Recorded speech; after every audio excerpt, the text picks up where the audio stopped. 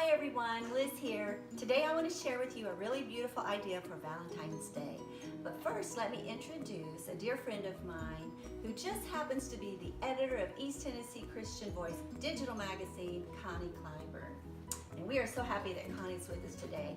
And she and I are going to show you how to make a box of chocolates. But these chocolates are not what you think. They're purchased mini brownies decorated to look like a box of chocolates. So Connie, what do we need for this project?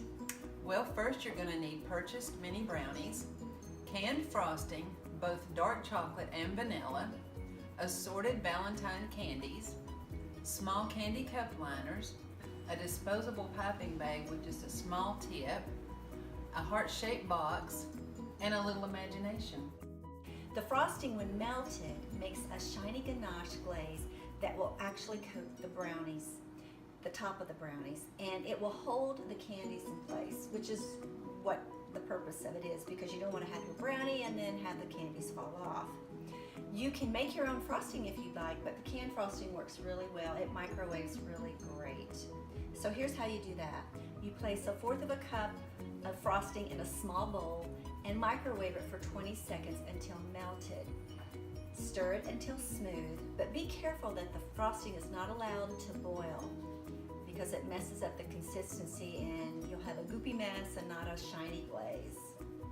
Dip the top of the brownie into the frosting and set it aside. While the frosting begins to set, this is when you attach your candies.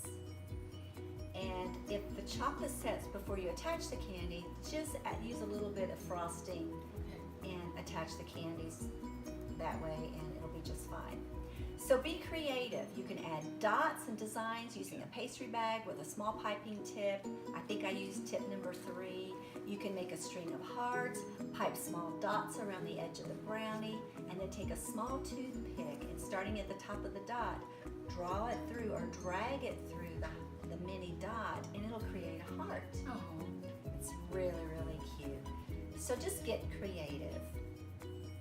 When you're happy with your creative designs, place the decorated brownie in a small paper liner. And when all the brownies are decorated, package them in this cute little heart-shaped box or put them on a decorative plate. I will list in the description box below where to purchase the candy box with ribbon. And there you have it, a really fun and cute idea for Valentine's Day. It's a great project for kids who would love spending time with you in the kitchen. And it's a great way to show that you put a little extra care into something special.